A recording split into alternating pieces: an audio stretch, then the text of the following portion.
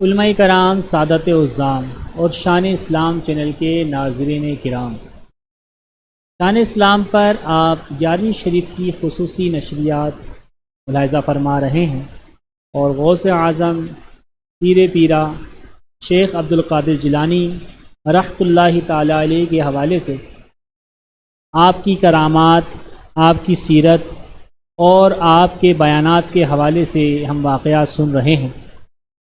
شاعر کہتا ہے، مریدی لا تخف کہہ کر تسلی دی غلاموں کو، مریدی لا تخف کہہ کر تسلی دی غلاموں کو، قیامت تک رہے بے خوف بندہ غوث اعظم کا۔ آئیے اس شعر کی تشریح میں حضور غوث اعظم کا ایک واقعہ، ایک کرامت آپ کے گوش گزار کرتا ہوں۔ بغداد شریف کے محلے باب الازج، جو کہ بہت ہی پرانا محلہ ہے، اس کے قبرستان میں ایک قبر سے مردے کے چیخنے اور چلانے کی آواز سنائی دیتی تھی۔ لوگوں نے یہ بات سیدنا غوث اعظم پیر پیرا شیخ عبدالقادر جیلانی رحمۃ اللہ تعالی علیہ سے عرض کی، تو آپ رحمۃ اللہ تعالی علیہ نے دریافت کیا، کیا اس قبر والے نے، جس قبر سے چیخنے کی آوازیں آتی ہیں، کیا اس قبر والے نے مجھ سے بیعت کی ہے؟ لوگوں نے لا علمی کا اظہار کیا، ہمیں معلوم نہیں۔ پھر آپ نے دریافت فرمایا، کیا کبھی اس نے میرے مجلس میں حاضری دی ہے، یعنی میرے بیان میں شریک ہوا ہو، میرے درس میں شریک ہوا ہو؟ لوگوں نے لا علمی کا اظہار کیا، کہا کہ ہمیں معلوم نہیں۔ لوگوں نے عرض کی کہ اس بارے میں ہمیں کچھ نہیں پتا کہ اس نے آپ کی مجلس میں شرکت کری یا نہیں کری۔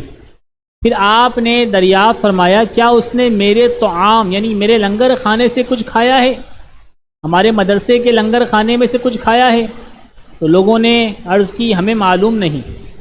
اس کے بعد سیدنا شیخ عبدالقادر جیلانی رحمۃ اللہ تعالی علیہ غوث اعظم رضی اللہ تعالی عنہ، آپ نے مراقبہ فرمایا اور اپنے سر اقدس کو جھکا لیا، اور کچھ دیر بعد آپ کا جب مراقبہ ختم ہوا اور آپ نے سر اقدس اٹھایا تو فرمایا کہ مجھے ابھی ابھی فرشتوں نے بتایا ہے کہ اس شخص نے آپ کی زیارت کی ہے، اس شخص نے آپ کی زیارت کی ہے، اور آپ سے وہ حسن ظن اور آپ سے محبت رکھتا تھا، تو اللہ تعالیٰ نے اسی وجہ سے اس پر رحم فرمایا اور اس کو بخش دیا ہے۔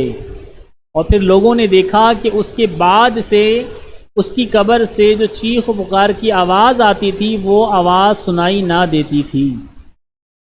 یہ سیدنا غوث اعظم رضی اللہ تعالی عنہ کی محبت کا اثر ہے کہ جو آپ سے محبت بھی رکھنے والا ہوگا تو انشاءاللہ تعالی عزیز دنیا کی مشکلات تو دور ہوں گی، اخروی مشکلات بھی انشاءاللہ آسان ہو جائیں گی۔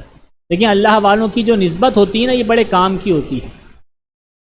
اللہ تبارک تعالیٰ نے قرآن کریم کے اندر بہت سارے لوگوں کا بیان کیا ہے، بہت ساری مخلوقات کا بیان کیا ہے، لیکن اسی قرآن مجید کے اندر ایک سورت کے اندر اللہ تبارک تعالیٰ نے ایک کتے کا بھی بیان کیا ہے۔ جی ہاں، سورہ کہف کے اندر اصحاب کہف کے کتے کا بھی بیان موجود ہے۔ اب آپ سوچیں کہ اصحاب کہف کے کتے کا بیان اللہ تعالیٰ نے اپنے آخری کلام قرآن مجید فرقان حمید میں کیوں فرمایا؟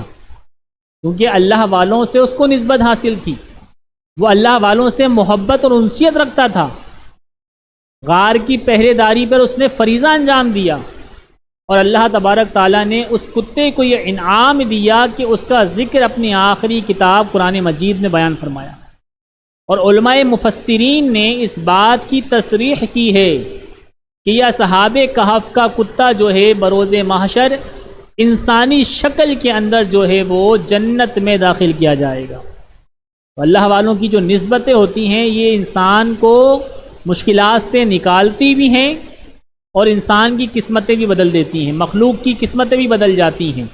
تو اللہ تعالیٰ ہمیں اللہ والوں سے نسبت رکھنے کی توفیق عطا فرمائے۔ انشاءاللہ ہمیں غوث اعظم سے پیار ہے، ہمارا بیڑا پار ہے۔